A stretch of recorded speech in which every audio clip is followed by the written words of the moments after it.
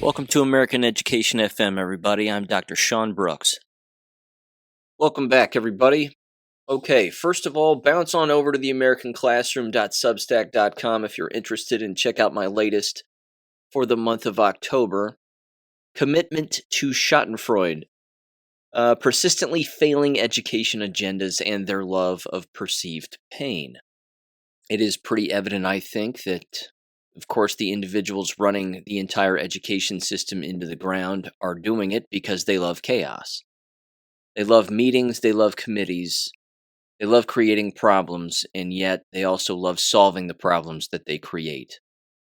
They don't know nor understand how simple it could all be, but they fill it with games, gimmicks, clubs, nonsense, political ideology, and 1,000 other things, money wasting. The list is endless. But I just highlight a bunch of recent examples and simply ask the question, do you actually think this is a business that's going to survive? And of course, that's rhetorical because it won't survive. Not to mention the upcoming election, the levies that are on the ballot, a number of other issues that are all going to negatively affect the individuals within the education environments, one specifically in the state of Ohio, which of course is issue 2. Which is going to be on the ballot, which has to do with the legalization of marijuana and recreational use of marijuana. You know, a long time ago, I forget which book it was, but it may have been the mental and emotional health of school-age students, but it could have also been purposeful deception. I'm not entirely sure. Either way, it was in one of those books where I again simply said, when it comes to the business of marijuana use within a state and legalizing it, I can't think of a worse place to attempt to be a school teacher, let alone a student. It doesn't matter if it's legal for 21 and up. It doesn't matter the age restriction. It always finds itself down to the lower level with ease, which again means what would keep American K-12 school teachers who use from showing up high and under the influence? Absolutely nothing. It's completely legal. It would be legal. And I understand somebody would say, well, Sean, alcohol is legal and, they're not allowed to show up to school drunk.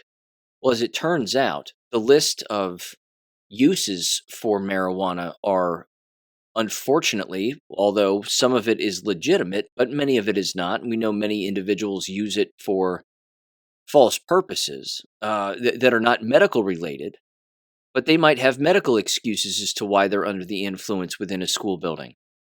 My point is that when it came to the state of Colorado in particular, I remember bringing that up and saying, hey, look, if you want to be a school teacher, don't be a school teacher in the state of Colorado. Same thing with California.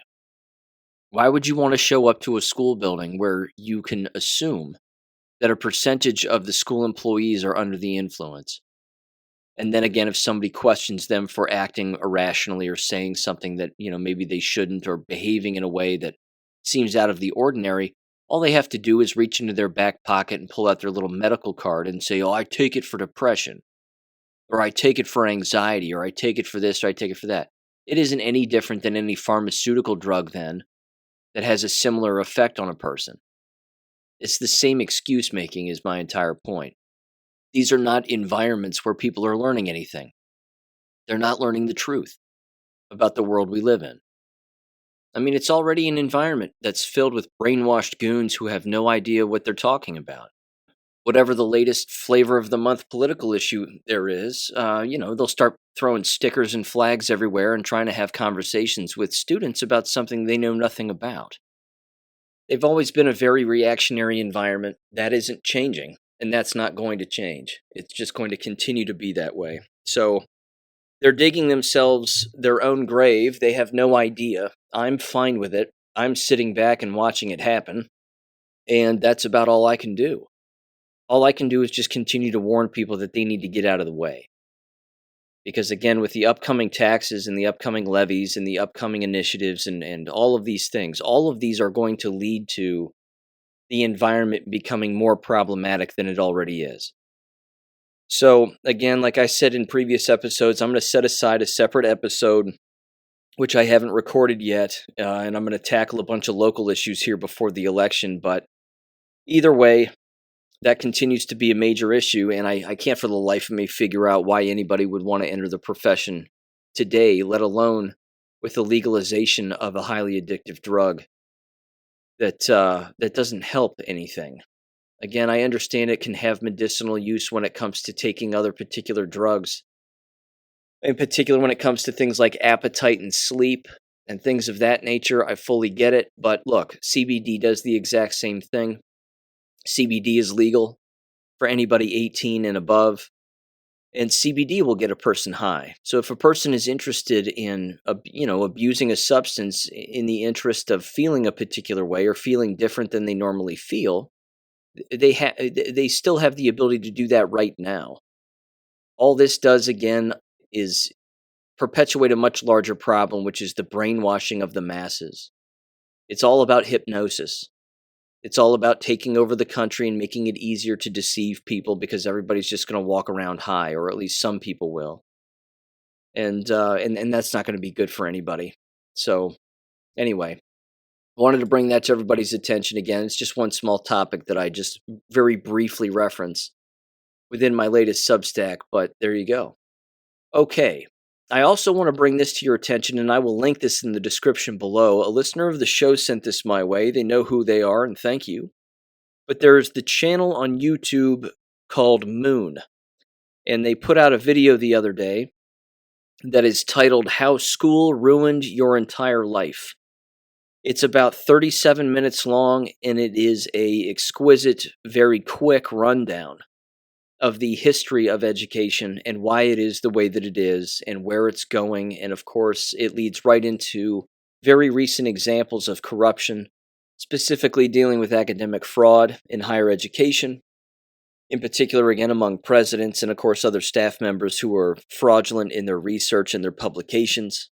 The same is true, of course, most recently with the faculty, or at least the higher up administration at Harvard University, with the doxing of Palestinian students and then putting their names, phone numbers, and addresses all over the sides of these, automated trucks that have messages that shine on both sides of them, and revealing their identities.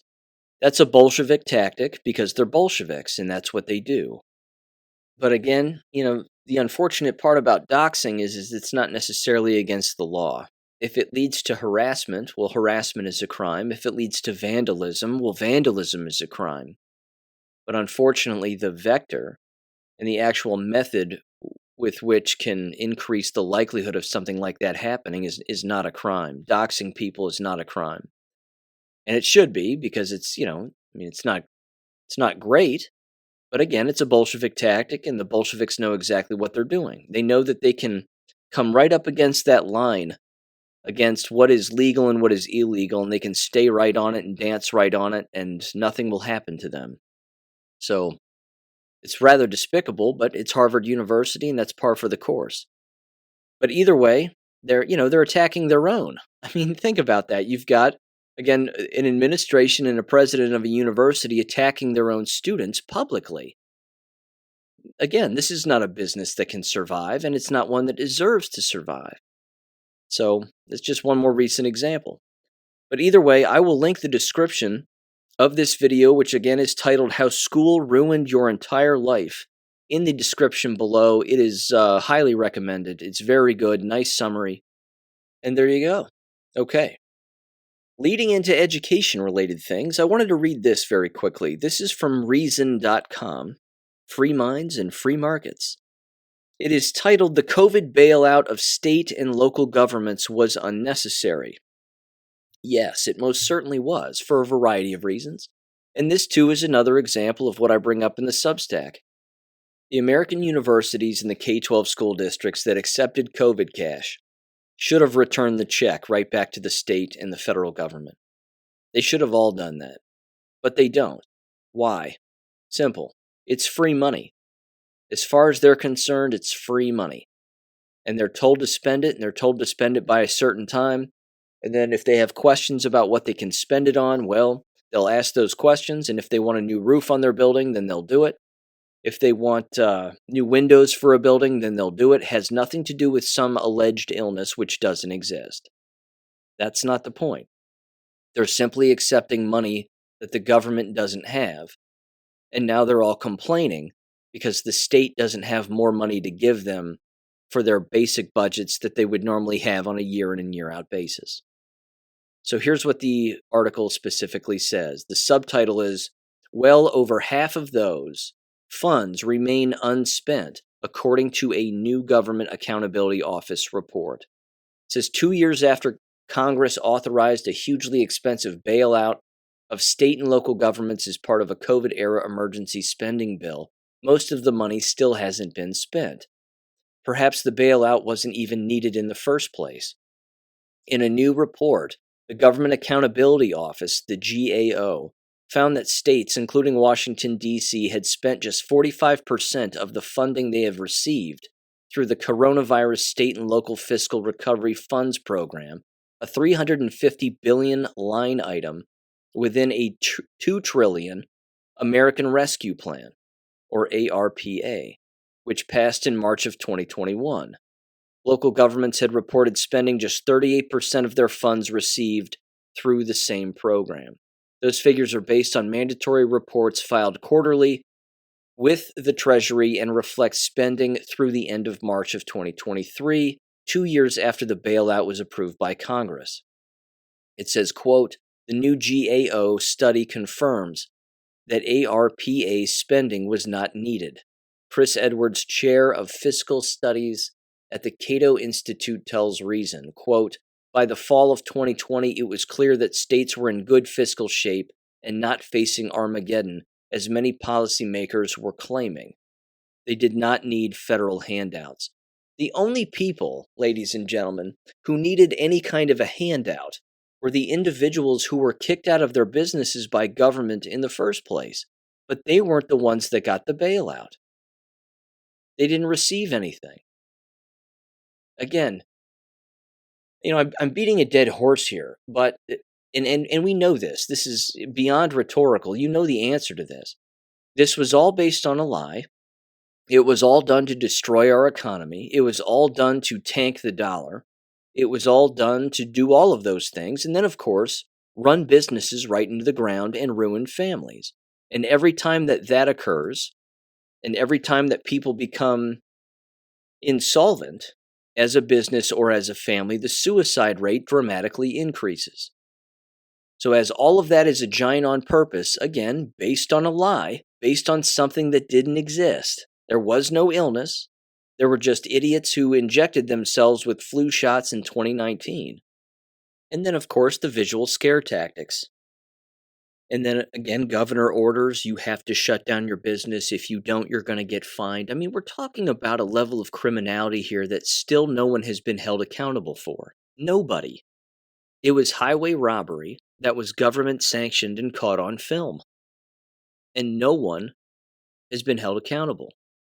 This article continues, and it gives you a few examples as to exactly what some of this nonsense money was spent on within these states. But it says, quote, the effectiveness of that spending has been repeatedly called into question. In a National Bureau of Economic Research working paper published in June of 2022, a trio of researchers found that pandemic-era aid distributed to state and local governments had cost taxpayers about $855,000 per job saved. The stimulus spending had only, quote, a modest impact on government employment and has not translated into detectable gains for private businesses or for states' overall economic recoveries, unquote, concluded University of California, San Diego economists Jeffrey Clemens and Philip Hoxie, and American Enterprise Institute senior fellow Stan Verger. I'm saying that right? Probably not. The paper's three authors. They said, quote, even the unstated assumption behind these handouts that Washington should step in if there are dips in state revenue is badly flawed, wrote David Ditch and Richard Stern, policy analysts at the Heritage Foundation, in a report last month that highlighted the state and local bailout among other wasteful COVID-era programs. See, All of it was wasteful. All of it. The tests don't work and are remarkably harmful, in particular the swab tests, which I have a horrific story I'll bring up later about that. The tests are flawed, they're predetermined, the masks do nothing, and the shots kill everybody who takes them. Every single branch on this tree is rotten because the roots are rotten, because the trunk is rotten. There is no fruit on this whatsoever, none, which means anything that was being done to the tree was fake. It wraps up and it says, quote, many states are fiscally mismanaged and federal bailouts enable them to avoid much needed discipline, unquote. No kidding. Here's an example. It says, indeed, as Reason has reported, a good chunk of the state and local bailout funds were put to questionable use, including subsidizing money-losing, government-owned golf courses. It says lots of other governments use the stimulus cash to pad the paychecks of public employees. Iowa, specifically, spent $12.5 million of its $4.5 billion cut of the federal bailout on a new baseball stadium near the Field of Dreams movie set, because that's an essential public health issue, of course, unquote. I mean, it just goes on and on and on. The amount of money that was used for travel marketing and promotional campaigns and all this other nonsense. Bridges and roads. What did that have to do with COVID? What does that have to do with some illness that doesn't exist? It doesn't have anything to do with it. Nothing. And now some of these, again, states and even local municipalities are having a hard time figuring out where the money should go now, or else they have to give it all back. They're screwed. They're all screwed. They played a game they shouldn't have been playing, and the only people that are laughing right now are the ones who chose not to play. The ones that said, oh, you're going to give us this money? We don't want it. And then state officials would say, well, what do you mean you don't want it? Well, we don't want it. See, saying the word no, as I say in the Substack, is a very hard thing for these politicians and these bureaucrats to do. They just don't say no. I mean, if anybody has ever questioned, again, the education business as a whole, as to why it's always changing and why things are always being added and why very few things are actually disappearing and being taken away, it's pretty simple. It's because the individuals at the top refuse to say no. They refuse to simplify everything. Because if you're not simplifying things, you're adding things on, which means all you're doing is saying yes on a constant basis. Yes, we're going to do that. Yes, we're going to try that. Yes, give us that money. Yes, we'll fill out this paperwork. Yes, yes, yes, yes, yes. And then all it does is piss off everybody at the lower level who's forced to do it, whether it makes any sense or not. And then, of course, if you don't play along, well, you're not a team player and you're insubordinate, and then you get fired. And that's the way that works. It is just, it's slavery. It's slavery. And again, why would you turn down free money? What's wrong with you? It's not free money. It's never free money. It's not that simple. Okay.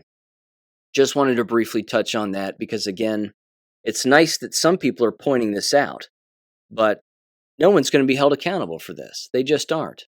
All based on a lie. Because let's face it, every large crime that's ever occurred is always based on a lie, on a mass scale like this. You can't coordinate something like this telling the truth. You truly can't. It has to be coordinated in order to be a false flag, in order to be a psychological operation, and then they have to carry through with it to basically tie everybody in to their own criminality, certainly among the schemers, and then before you know it, the basic citizen is played along and they have no idea. So, really disgusting, but there you go. Okay. Education stuff now, more specifically. Quick little follow-up. You may recall this story from a while back. I brought it up a number of months ago, and this happened back in the early spring. In fact, February, actually. You may recall the black, quote-unquote, autistic student who flattened the female teacher in the school building on camera because the teacher told him to stop playing his Nintendo Switch. He ran up to her, forearm shivered her, knocked her to the ground. She blacked out, and then he got on top of her and started wailing on the top of her head. A couple of people passed and didn't do anything, and then finally some people got him off of her, and there you have it. Fortunately, as it turns out, the student's name, first of all, is Brendan Deepa, and the female teacher is a Joan Niditch. And he, of course, the student was 270 pounds at the time, and again, just bulldozed right over top of her. Point is that he's facing now 30 years in prison, which is great. And, again, in a twist of events, the Florida teacher who was beaten is not sympathetic to the individual and is not pleading for a lighter sentence for the individual. Now, let's face it, this is shocking. Normally, in cases like this, when you have a black student attacking a faculty member, doesn't matter who it is, usually the faculty member who's been beaten to a pulp will say, well, we need to be fair and equitable and, diversity and inclusion. And we need to do all of that, and I don't think that their life should be ruined because they almost killed me.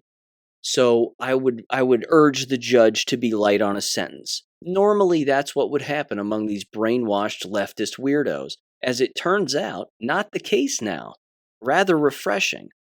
Hopefully, they throw the book at this lunatic, and he doesn't get out of jail for all 30 years. That would be fantastic. Now, what I would like to see is I would like to see this happen when students attack other students in school. And again, I know it goes without saying why you send your children to these environments is beyond me, but for those that still do, anytime a student physically attacks or physically assaults and beats or batters another student, the book should be thrown at these individuals. 100%. Felonious assault and battery, years in juvenile detention, you name it. And then again, if they're old enough to stand trial and be tried as an adult, then do it. Then push for that. But if you're lenient with any of these individuals, I'm telling you, it's always setting a terrible example. Because everybody hears about it, and then you become a laughingstock because you actually stood up for the people that were victimizing you in the first place. Who knows? Maybe inadvertently, this Brendan Deepa knocked some sense into her. And in her state of unconsciousness, she actually saw the light and realized that, yeah, you shouldn't defend these people. They're criminals and they belong in jail. It's that simple. Now, of course, there's this, because again, let's face it, these are not academically sound places either, nor, I should say, are the tests that they're having these students take, which I'm sure don't even align whatsoever with anything that they're being taught within these environments. In fact, I'm actually shocked that anybody takes an ACT test anymore. I haven't seen an ACT test in a number of years, don't even know what it looks like, but there can't be any way possible that anybody would academically succeed on one of these fake tests, which again, by themselves are no determining factor as to whether or not an individual is going to be successful at all. It's just a matter of how many lies have they memorized. Either way, as it turns out here, and this is from The Blaze, and my apologies on The Blaze, I know that they're full Israel to the bone. Just like Gateway Pundit, full Israel to the bone. They couldn't be more wrong, but either way, the title here is ACT Scores Hit 30-Year Low as Some Universities Drop Admission Testing Requirements. Yes, because that's exactly what a failing system does. You see, if you're a pants store, and all you do is sell pants, and you're not selling any pants, you eventually have to let people in your store who don't wear pants. They just Donald Duck it right through the front door, and you have to let that happen. Because, well, you have no business anymore. So, no pants, no problem. Come on in. Nice genitals you got there, sir. Here's a pair of pants. Oh, look, we sold a pair of pants. Hooray for us. That's exactly the business model. That's what's happening here. It's incredible. It's absolutely incredible. Again, they've done it with SAT scores. They've done it with now the ACT. You don't have to take any of these tests anymore to enter a college or university. And frankly, I'm not shocked because, again, they aren't determining factors as to one's success within those environments because, let's face it, you don't have to try very hard to pass. Again, when I was going to school, C's and D's get degrees was the old line that we used to use, and it was true. It doesn't mean anything. It's just, again, if you graduate as valedictorian from your high school or you graduate at the top of your class in college, congratulations. You spent your time memorizing lies. Anywho, the article here says this: students' ACT scores hit more than a 30-year record low. According to the organization that administers the college admissions test. Meanwhile, some universities have opted to drop admissions testing requirements altogether. High school students' results have been declining for 6 consecutive years. Approximately 1.4 million students took the test this year, an increase from the previous year, and the average composite score declined by 0.3 points from 2022.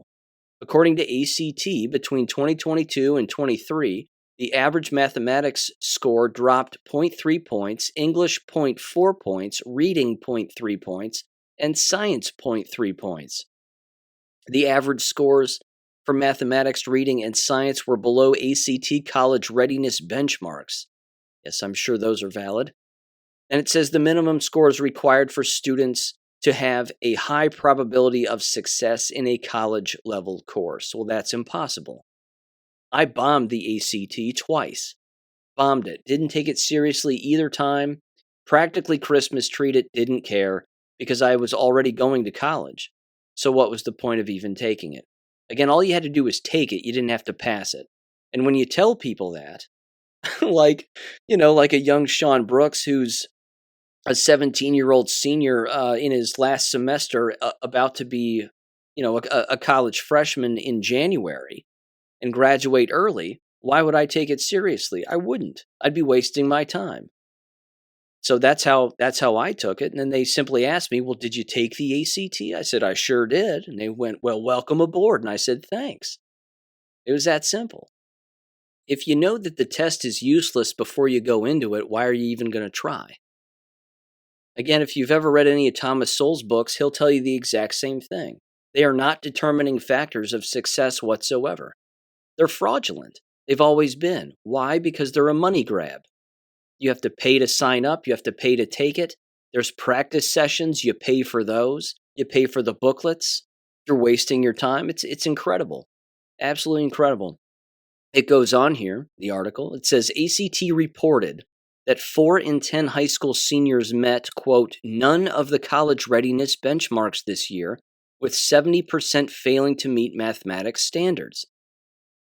I wonder if the legalization of marijuana also has something to do with it. Interesting. It says, quote, the percentages of students meeting all 4 benchmarks dropped 1.3 percentage points from 22.1% of students in 2022 to 20.8% of students in 2023, whereas the percentage of students meeting no benchmarks increased by 1.7 percentage points from 41.6% in 2022 to 43.3% in 2023. It says ACT CEO Janet Goodwin said, quote, we are also continuing to see a rise in the number of seniors leaving high school without meeting any of the college readiness benchmarks, even as student GPAs continue to rise and students report that they feel prepared to be successful in college. Okay, I'm going to stop the quote there first. I'll finish the second half in a minute. Why is that the case? Why is it that GPAs are going up? Test scores are going down. Or these college readiness, quote-unquote, test scores are going down. And there's this false sense of inflated ego among graduates from high school into college believing that they're going to be successful. Well, there's a lot of reasons for that. I mean, there's endless reasons. Number one, we know that most of the classes at the high school level now are becoming project-based. There's very little testing going on. So it's how do you think? How do you feel? What do you feel about this issue? Write about your feelings. And then everybody gets an A because the teachers are by and large lazy and there's no real rubric and they just want to make everything subjective for the most part. Again, you don't have to know how to spell, read, or write. You just have to articulate your feelings. and then, congratulations, you won't fail. Turn everything in on time and you'll never fail. Again, there's no real rigor because there doesn't have to be. That would require the teacher actually having a grasp of their subject and knowing the truth about their subject, and frankly, they tend not to. They're just repeating what's in the book and repeating what's in the curriculum, not knowing that what is in those is not legitimate in the slightest. The quote here continues, and she said, quote, "The hard truth is that we are not doing enough to ensure that graduates are truly ready for post-secondary success in college and career. These systemic problems require sustained action and support at the policy level. This is not up to teachers and principals alone. It is a shared national priority and imperative," unquote. Well, here's the problem too. The ACT and the SAT as tests are out on an island by themselves. They're all by themselves as basically this irrelevant island. Unfortunately, you have two other irrelevant islands that have a bridge between those islands, and those islands are K-12 education and higher education. And as I've said before in previous episodes, those two entities alone, with the testing way off to the side on their own island, those two islands are not only joined at the hip now in a way that they've never been, but they're actually relying on one another in an effort to legitimize one another. And they're failing at it. They're failing. I've used the example again of a sinking ship in the middle of the ocean. When there's no more life rafts around, what are you going to use as a life raft? You're going to use each other. So all they're doing is pushing on each other, and then of course they're drowning one another in the process, so there's less and less of them regarding all of their policies and their procedures and their brainwashed ideologies and 1,000 other things.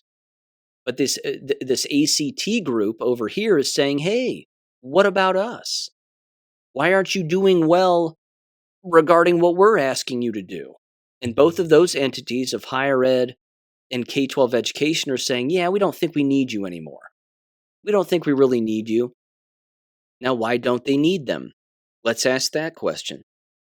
The reason that they don't need those testing benchmarks anymore is not just because they've always been fraudulent, which they really have, but they don't align with any of the ideologies that exist within the K-12 environments anymore.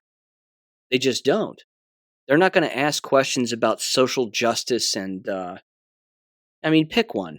Pick any of those subjects. That's probably not going to find its way to an ACT test or an SAT test. It just won't.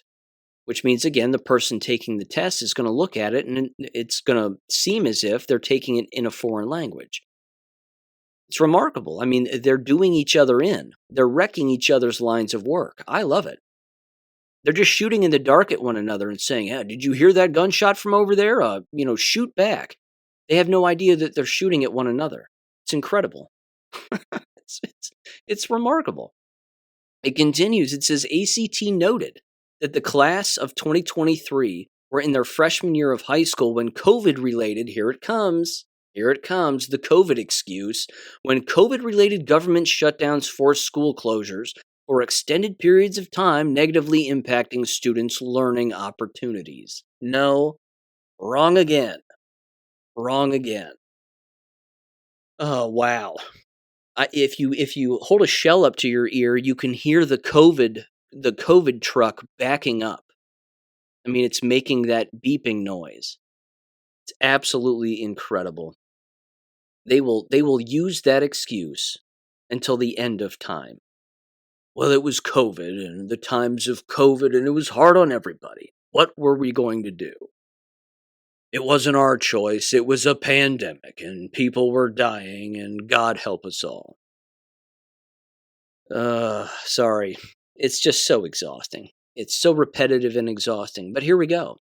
More information. It says, as test scores continue to decline, some universities are choosing to adopt test-optional admission standards for the 21-22 application cycle. I, of course, covered this back then. And here it goes again. It says several schools dropped the requirement, including Columbia University, Dartmouth College, Harvard University, New York University, Princeton University, Stanford University, and Yale University. All the Ivy Leagues. Nope, don't need it anymore. In March, Columbia University announced that it would permanently drop the SAT and ACT testing requirements, becoming the first Ivy League school to do so. The State University of New York announced in April that it would no longer require standardized testing for admission, unquote. Yep, covered both of those when it happened. Again, not surprising. When your radical ideologies don't meet up with a separate conglomerate that is responsible for administering a test and coming up with questions for the test, and those questions on the test don't match up with the radical, opinionated, subjective ideologies that they're being taught within a K-12 environment, don't be shocked if they fail. That should be expected. And as you can expect, it's a financial crisis for these schools as well.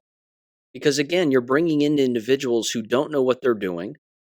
They're being thrown into a completely separate, quote-unquote, indoctrination program. They have to change the way that they're basically receiving this indoctrination material, which again isn't factual information in the slightest. And then with low enrollment and with, of course, the never-ending jab depopulation element, you're going to have less people showing up. Now, you've heard me say time and time again, what's one of the first departments that gets slashed at a university or a college when you have low enrollment? As it turns out, it's teacher education. That's one of the first. So the entire business is being crushed in the old Star Wars trash compactor from both angles on a constant basis. But there's also this here at the local level where I live, at Miami University. They're doing away with the humanities for the most part. So it says this, it says low enrollment majors were identified at Miami University as having 35 students or less in the program by the provost's office, along with Latin American studies. 17 other majors were identified as low enrollment. These include the following: American Studies, Art History, Critical Race and Ethnic Studies, Classical Studies, French, French Education, German, German Education, Health Communication, Health Information Technology, Italian Studies, Latin Education, Religion, Russian, East European and Eurasian Studies, Spanish Education, Social Justice and Women's, Gender and Sexuality Studies. Those are all allegedly being eliminated. Good. We live in America. I don't know how else to put it. We live in America. What do you mean there's low enrollment in all these foreign programs having to do with foreign languages for foreigners? Strange. Strange how those are the ones that get cut. It's not strange. They're useless. They're useless. It is as useless as a middle school in America having Chinese as a foreign language that is optional. Give me a break. That was always one of the things that drove me nuts when I was a school teacher. In particular at the middle school level, of course at the high school level with even more foreign languages making the rounds, but certainly at the middle school level. Mr. Brooks, I just got out of my Chinese class. I'm like, great. Do you know Chinese? And they went, no, but I learned a couple letters and a couple of numbers. I'm going, great. Now, how often are you in that class? Every other day for a semester? And I said, so for half a semester? And they went, uh-huh. And I thought to myself, why don't you take an English class? Another one. How about you offer more than one English classes? Heaven forbid they take a grammar class. Because are we not seeing the negative results of what occurs when students don't understand basic grammar? We're seeing this constantly. It's in the way that people talk, the way they write, the things that they say. Totally. Can't believe it. Totally. Absolutely, totally. No doubt, totally. Right? It's nuts. And it's not just minors, I might add. Older adults speak the exact same way. And again, in the future, when I do a local example here, or a local episode rather, about local politics right before the election, I'm going to highlight some of these people, and you're going to hear the way that they talk. These are grown adults. One in particular was and still is, a Miami University professor. She can hardly speak the English language. She talks like a child. She sounds like a child. Oh, yes, I totally love that. It's just so great. It's just so great. It's just totally, all the time. And she's being interviewed by university students who talk the exact same way. It's amazing. Yes, do away with them. Have more English courses.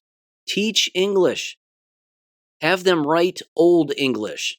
Heaven forbid they actually read an old letter or old writings from our forefathers. Have you ever done that? Have you ever gone back and read George Washington's actual writing and Thomas Jefferson and John Adams, the way that they actually wrote? It makes us all look retarded, myself included. It really does.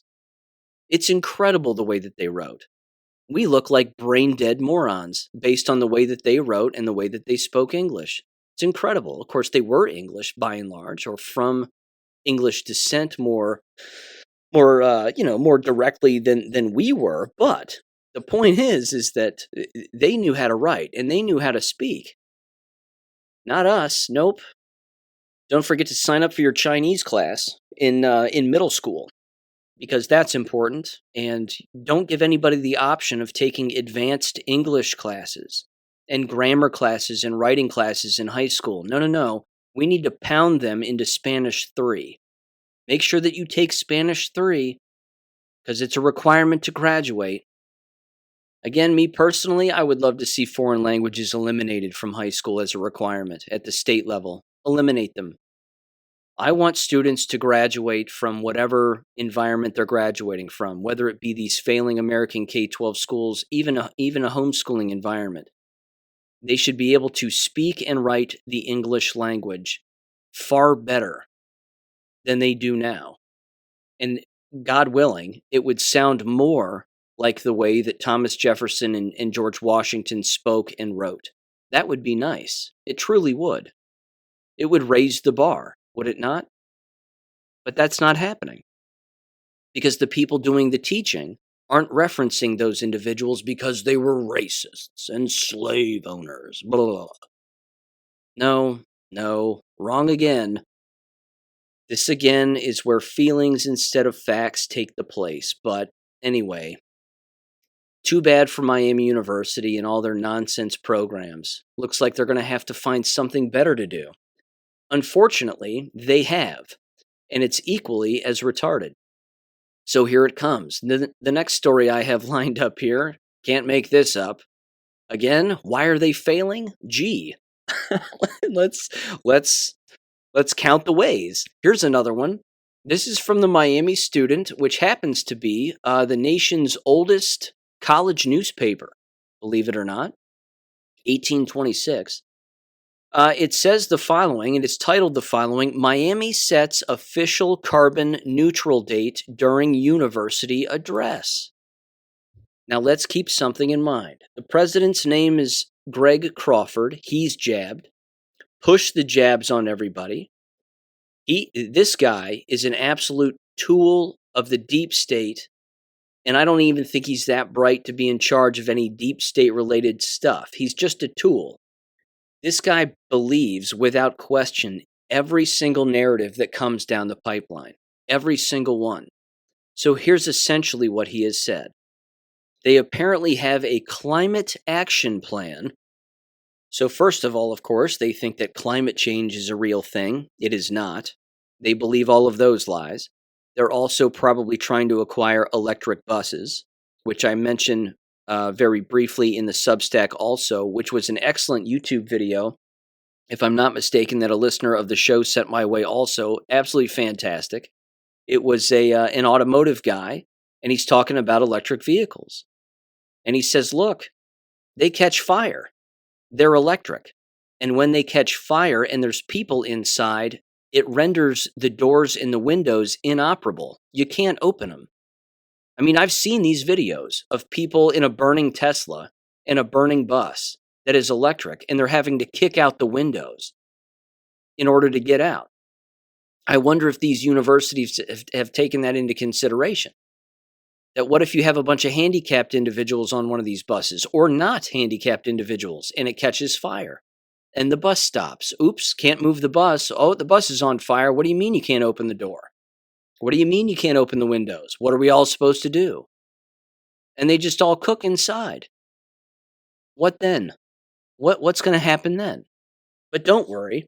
According to Greg Crawford, Miami University is proud to announce that Miami will go carbon neutral by the date of 2040.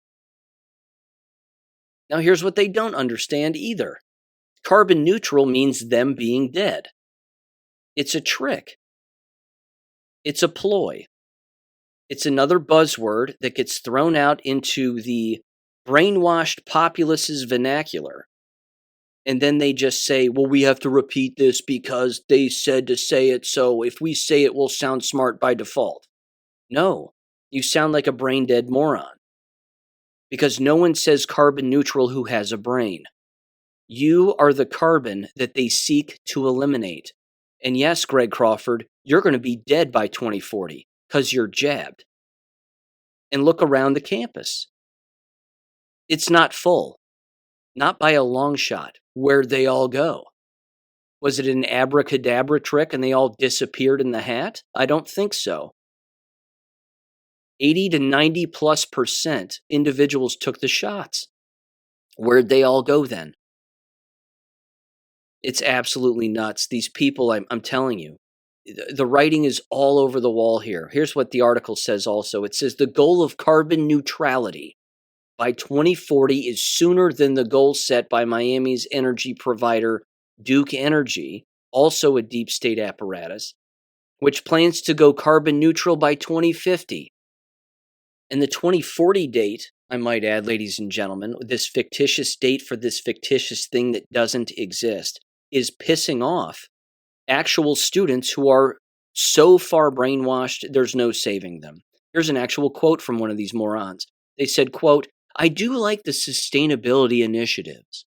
I would hope that they would come a bit sooner because I saw the graph that the actual date for carbon neutrality is 2040, said a Derek Sanabria Valderrama, a third-year, very American name, kidding, a third-year diplomacy major who attended the address. Quote, I would love to see it a bit sooner because I know we have the money for it, unquote. What are you talking about? What are you talking about? Why don't you decrease your carbon by just taking the most updated booster shot? Just do that. And then you'll be out of the way and you will be carbon neutral. Because ultimately that's the goal. It says Miami has been transitioning off fossil fuels for the past 15 years, well before PCLC or the creation of the Climate Action Task Force. It's all pretend. All of this is pretend. They're not doing anything. They're not solving any problems. All they're doing is wasting more money. You heard that student say, we have the money. I thought this was supposed to be cheaper. I thought getting away from your so-called fossil fuels, which don't exist, by the way. There's just gas and oil under the ground, always have been, and it's not because of dinosaur bones, you morons. Honestly, it's got nothing to do with that. It's all pretend. But I thought it was all supposed to be more sustainable and eco-friendly. It always costs more money. It always costs more money. That's the entire point. That's the con game. That's the whole scheme. And they're buying right into it. Very sad. Okay, moving on, jab-related stuff. Here we go. This one is a heartbreaker. I've got two heartbreaking stories here. Well, a few of them, as a matter of fact, but two from listeners of the show and contributors to the show here who have sent a great deal of information.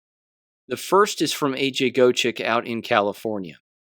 He sent this to me at the end of the week. And this has to do with a a very young girl by the name of Autumn Shawl. And I'm going to read basically the text thread here that he sent me, but I'm going to do my best kind of to summarize it. Autumn was taken rather to the Lucille Packard Children's Hospital. And she was taken there because she had diarrhea and then E. coli. And before you knew it, she was placed on a ventilator. Now, unfortunately, there was also the business of jabbed or unjabbed blood as a part of this story. So let me just get into this right here. Let's see. He said Stanford called Child Protective Services on the family because the parents insisted on using their own unvaccinated blood. They are unvaxxed. CPS came by yesterday to talk to them. Now there's a court hearing via Zoom in 10 minutes, and he sent this to me again on Friday afternoon. He said the blood transfusion has been resolved, but the parents want her off the ventilator, which has been on for 4 days now. The girl was walking and urinating on her own before that. My feeling is Stanford screwed up, and they want to blame the parents. I've been playing bad cop since I got here. It's getting around social media. Todd Callender contacted the family to offer to represent them. Candace Owens, I know all about her, but anyway, she wants to interview the mom. I replied back and I said, Candace offers nothing. I said, let Todd help if he can, and Candace is an ambulance chaser. She's in it for clicks and whatever else. I asked then, of course, why was she in the hospital in the first place? And he said diarrhea, then E. coli, HUS syndrome. And then, of course, the ventilator is the kicker in all of this. We know exactly what's gone on with the ventilators this entire time. They shove a ventilator down their throat for something that they don't need a ventilator for, and they get more money. That's it. I mean, that has to be it. That's the whole ploy there. Either way, she apparently can breathe on her own. The court hearing was going on. As he told me, he said he was recording it. And he even got apparently a doctor who was there to admit that she can breathe on her own and the ventilator was completely unnecessary. So it was all a money grab. And again, we know that once they're on the ventilator, coming off of it is remarkably difficult. And the internal and even brain damage that can occur as a result of all of it is astounding.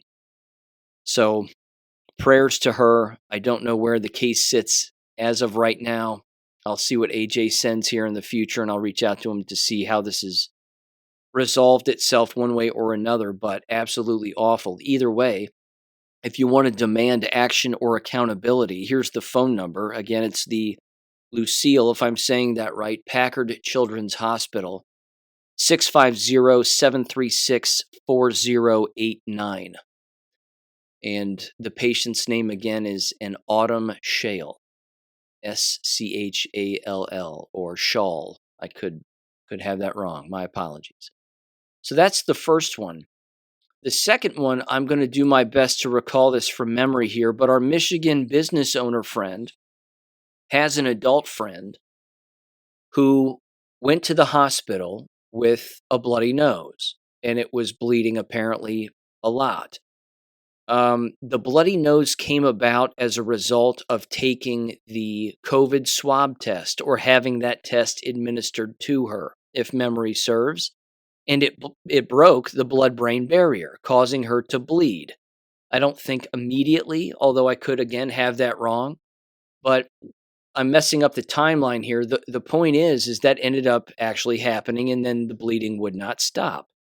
Went back to the hospital and was told that they have to have cranial surgery in order to fix the problem.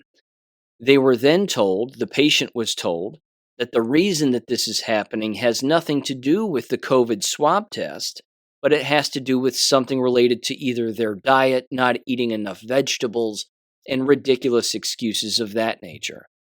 When clearly it was from the COVID swab test and, of course, all of the graphene oxide and the other poisons that are associated with that test and the unnecessary nature of the test, and then, of course, having it crammed into the back of your brain through your nose. The irony in all of this also is not just that blatant error on their part and lack of admission on their part, but they wouldn't let the patient have any visitors or family visitors unless the family or the visitors themselves got the same COVID swab test done on them. I'm telling you, the level of stupidity in this entire scenario, in this whole situation, is next level. You can't write this level of stupidity in a script. This is authentic. This is authentic. Well, they're in here for a broken arm, and the only way that you can come and visit them is if you break your arm using the same baseball bat that they broke. So go ahead, and then we'll let you in. You can't make this kind of stuff up. It's beyond sad, it's beyond stupid, but it's happening, and it's very, very real.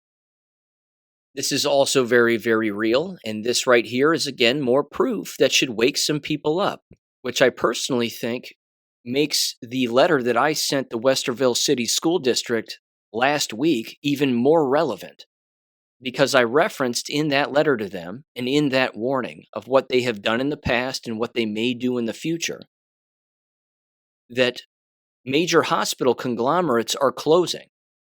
And major hospitals themselves have nurses and staff members that are going on strike. Well, it's not just them, ladies and gentlemen. It's pharmacies. Walgreens in particular. And this is a twofer.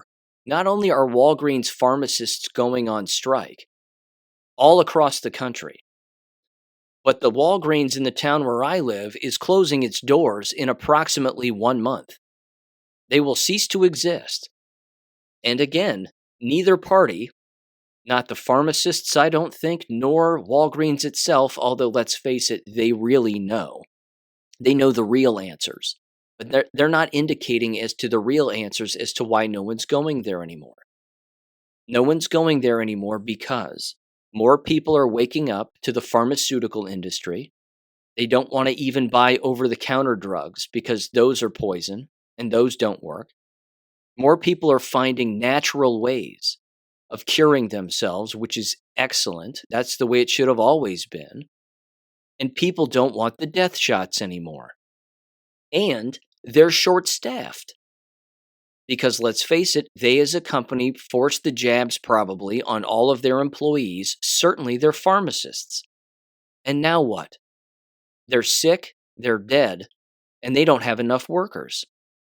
Because again, let's face it, an awake person isn't going to want to work in a Walgreens or even a CVS or any pharmacy or drugstore for that matter. They want nothing to do with it.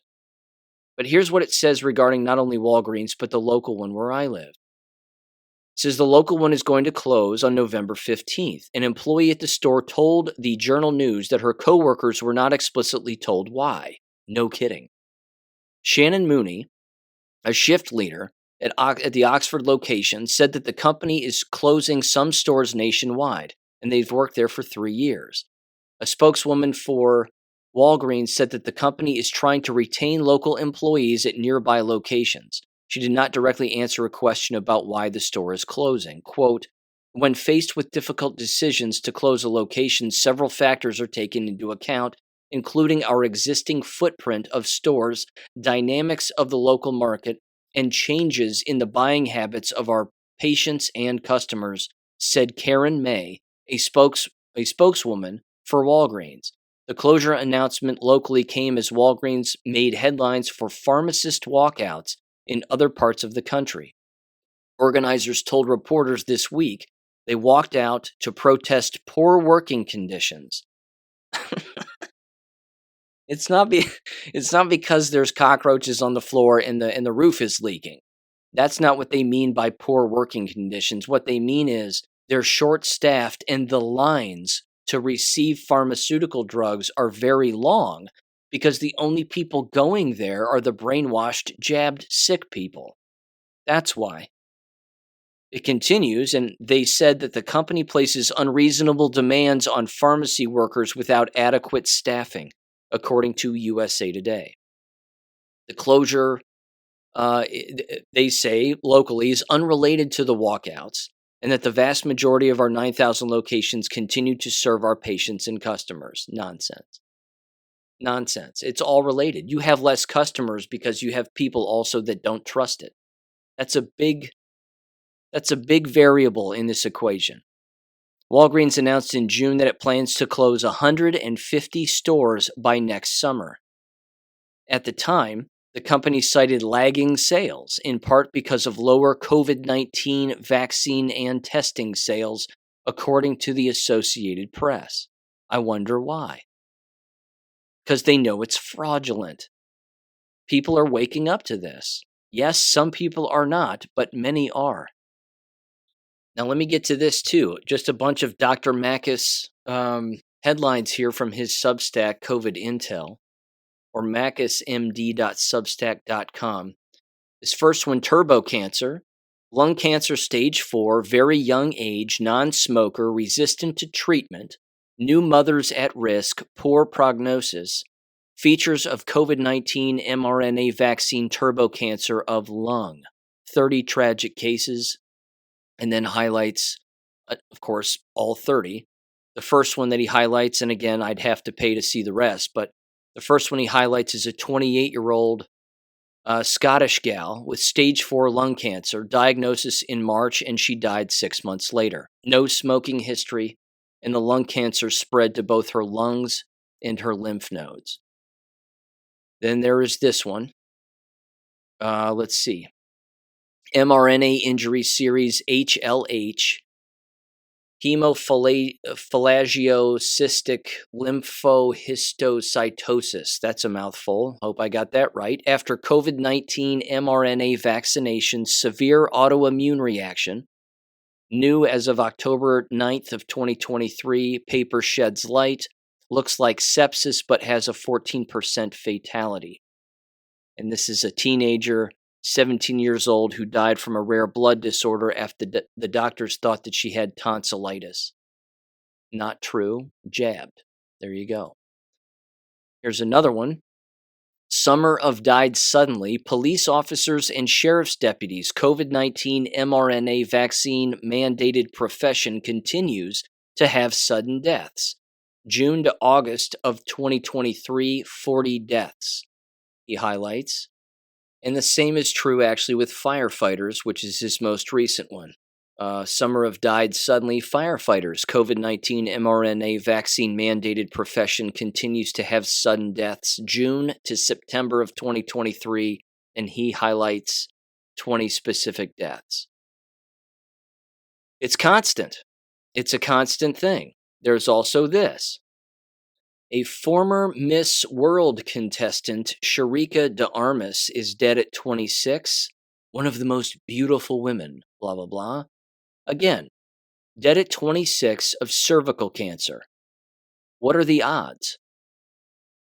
And again, beauty pageant contestant winner, probably international traveler, jabbed. When you're in a line of work that again requires team players, quote unquote, and everybody to just kind of blindly go along with the crowd, of which you've heard me say a million times on this show, you're going to get sucked into that vortex. If you're a non-thinking person and you go along with the crowd to just get along, you're going to fall for any trick. You're going to fall for any psyop, and you're certainly going to fall for any kind of a depopulation agenda. And this shot, of course, is a depopulation agenda. Was from the very beginning. It's been written about for a very long time. I'm not saying that 26-year-olds don't die of cervical cancer. They probably could. But what's the thing that's increasing the likelihood of cancer and reproductive organ cancer among both men and women? It is the shots. There is no other explanation. Now, do they say that in this article? No, they don't. But we can take a guess, can we not? And I would probably say finally this. Of course, Pfizer's stock started to plummet over the course of last week because of a collapsing demand for their COVID medications, quote unquote. And then there's this from Reuters. just the other day, quote, over 7 million Americans have gotten the updated COVID vaccine. Well, that's not good. That means in order to receive the most recent COVID vaccine, you're at least 3 deep already, which means this would be your 4th at least. That's not going to work out for the 7 million at all.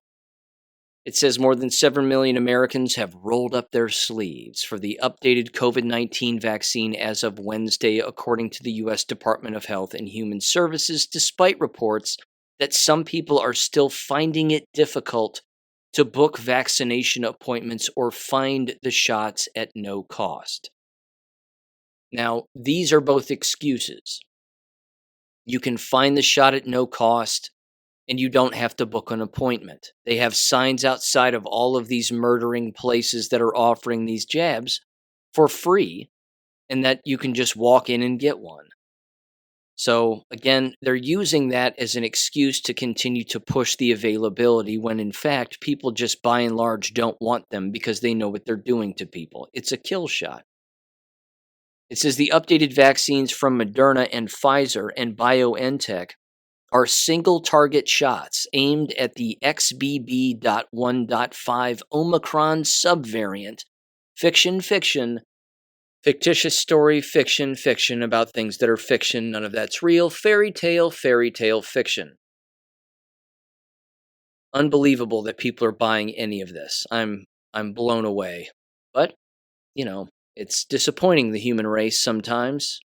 They are this stupid. They say it was a dominant variant in the United States for much of this year, but has since been overtaken as the virus continues to evolve. Millions of doses of another updated COVID vaccine from Novavax have also been made available to Americans this week, according to the company. Distribution of the Pfizer and Moderna shots began after the U.S. Centers for Disease Control and Prevention recommended them on September 12th. Last year's booster targeting the original virus and another variant, fictitious anyway, was rolled out about 10 days earlier. And by September 28th of 2022, a year ago, almost 7.6 million Americans had received the updated shots. Says the U.S. public health officials have been optimistic that Americans will get new vaccines and have recommended that everyone ages 6 months and older receive one. Well, if you do, it's lights out. It's pretty much that simple.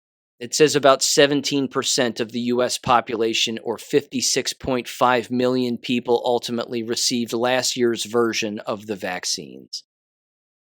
And guess who else received these shots? I'm certain. Certainly the ones from last year anyway.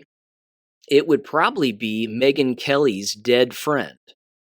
Megyn Kelly, ladies and gentlemen, of Fox News fame, is not only double or triple jabbed and apparently has a permanent autoimmune condition, so she says herself, but her own sister is now dead from the shots, and most recently, one of her 46-year-old female friends, married mother of 2, is also dead, died suddenly in her home. She announced all of this on her SiriusXM podcast, The Megyn Kelly Show. Now look, this right here is where the rubber meets the road and the bullet hits the bone. If these people who are in positions like she's in, who are dumb enough to take the shots or even not, okay, regardless of their jab status, if you're on any platform with an audience size that she apparently still has, and you would think that she would have no credibility at this point, based on everything she's done in the past, but there are unfortunately people who still listen to her. Given her audience size, and even though she's on SiriusXM, which I'm sure she's read the memo from them that says, we're not here to talk about the shots, so don't bring it up. You can keep bringing up all your dead friends and family members who all have that one thing in common. But whatever you do, do not criticize the shots. The people who have those shows, who are on those networks and on those syndicated platforms making all that money, if they don't bring up the fact that this is all shot related, they're cowards. It's that simple. We should have no room in our lives for these kinds of cowards because they're still bending the knee to the shekel. That's all they're doing. They're playing the corporate company game. And Megyn Kelly, of all people, should know better. All the criticizing she did about Fox News and what you could and could not say at Fox News and the way that they were treated and not treated at Fox News. And, well, that's why I left and that's why I did this and I'm a hero, so come and listen to me. All that virtue signaling. And she's got people around her, including her immediate family members, dying from the shots. And she's not saying peep about it. Now, again, I don't listen to her show, so I don't know if she's actually said anything about it or not. But I'm taking a guess because I heard an audio clip of it recently regarding her dead friend, and it's up on my Gab. And she basically just said again, well, I'm taking tomorrow off because my friend died. So that's why I won't be here. No word about it being shot related, but we certainly know that it was. Because 46-year-old people who are probably of pretty good health with no underlying conditions don't just drop over. Again, if you're in a position and you have an audience and you're not talking about this, you are the enemy of this country. It is that simple. I don't care if you're an American citizen or not. Does not matter. If you're not saying what needs to be said about this, regardless of who you work for, then you are the problem. You're helping and contributing to this country's destruction by not saying what you need to say. You need to find your moral fortitude someplace and start to put it into motion. And stand with the truth no matter what, even if it leads to your death. This is a big, big deal because this is a matter of life and death. That's what this is. I'm going to end with this quick little story. I got done reading the book Live Not by Lies. I highly recommend the book. It is very well done, in particular the second half. Excellent stories throughout the second half. A lot of biblical references, learning about how God moves people from one place to the next, why he has people do the things that they do, and again, see the things that they see and hear the things that they hear. And as you might expect, all of that is a giant on purpose. So I'm going to reference one particular story here, which was toward the end. He referenced a story of an inmate who was in a Soviet gulag, and he was placed within this cell with other inmates. And almost all of the inmates within this cell were essentially signed up to be executed, and they would all be shot. That's how they would be executed, and then most certainly tossed into a mass grave, and then that was the end of it. This particular individual made his way into this cell. He was let in by guards. The gate closes behind him, and there they all are. And it's he and over half a dozen other inmates, all in this one room. And he said that when he was there, he basically took it upon himself to explain to them that God is real and that they have a purpose and that they can always repent. That he, of course, as an inmate with them, is not God himself, clearly, but that if they are interested in repenting for any previous sin that they really engaged in, whether they did or not, because again, let's face it, innocent people were, of course, slaughtered in Soviet Russia all of the time, just for fun. But they ultimately ended up doing just that. And what he said is that when he was having some influence with these individuals and the mood was changing and they were finding a level of peace about them, about themselves and within themselves, before they were taken out of this cell to be executed, the individual who was brought in as the last individual, who again was sort of doing some of the preaching to these individuals and helping these individuals find some peace, that he was removed from that jail and thrown into solitary confinement. He didn't know why necessarily at first. He thought, well, maybe it was again because he was treating them kindly and helping them find peace and XYZ. Later on, as he was in solitary confinement, he would start to hear the guards pull all of these inmates out one at a time on separate days at separate occasions. And he never had the opportunity to actually see their faces as they were being led away to be executed. Because again, if they were being pulled out at random times, it wasn't because they were going to find themselves in a solitary confinement. It was because they were going to be let out and be shot. So he essentially said that he didn't see their faces as they were being let out. And initially he thought that that was rather sad because he wanted to see these people one more time, but later on recognized that that was probably a good thing that he didn't see them one last time or saw their faces, because as he was in solitary confinement, of course, he couldn't see them. He could just hear them walking past or see the shadow underneath the door of their feet shuffling along on their way to being executed. As he was in solitary confinement, there was a guard that was outside of his door, that he said, and he said that the guard started to describe to him both the horror of what he had seen as a guard within the jail, and then the executions that he had witnessed, but also the conviction that a group of individuals, in particular priests, specifically had when it came to their belief in God.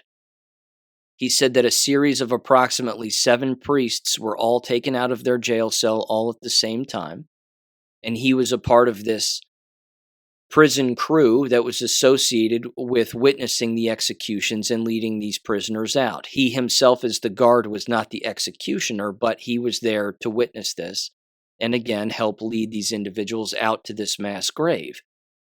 He led these priests out along with other guards, and then the executioner was there. The executioner lined up all of these priests back to back, not back to back, but front to back, in a line all facing in the same direction. And then he approached the first priest and put a gun to his head and said, "Do you believe in God?" And the priest said, "Yes." And the executioner pulled the trigger. And they purposefully lined them up so that the entrails, or the blood of the head of the individual who was shot first, would blow back onto the face of the other priest and the prisoner who was standing immediately behind him, as if to send some kind of a message. Now, we can take a guess that it wouldn't have mattered what their answer was. They could have said yes, they could have said no, they still would have been executed. The point is that one at a time, each individual who was about to be executed was asked the exact same question every single time. Do you believe in God? And the answer every time was yes. And every time they were shot in the head afterwards. Right down to the very last person. It did not matter, because they did not waver in their conviction.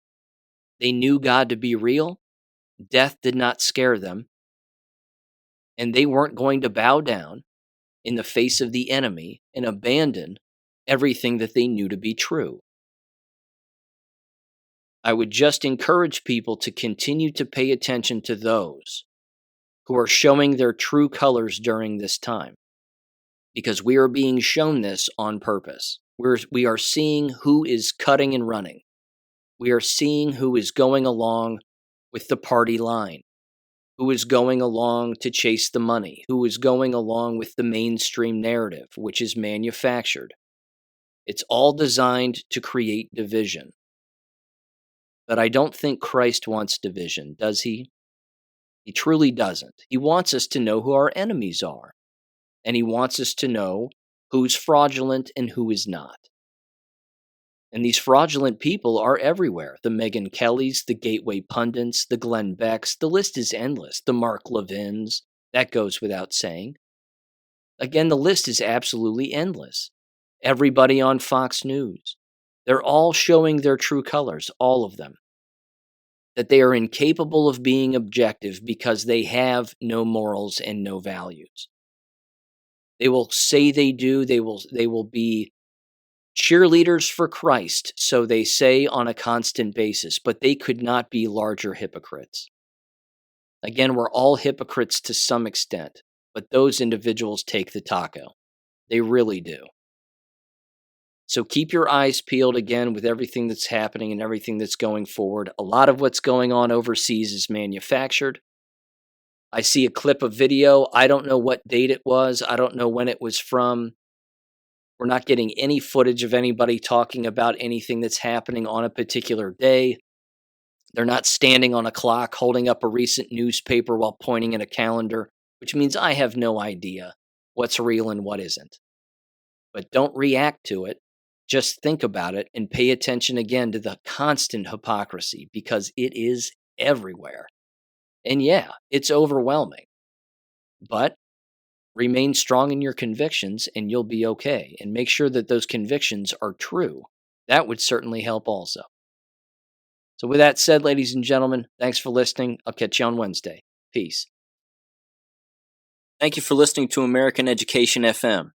Make sure and check out AmericanEducationFM.com for more information. Take care and God bless.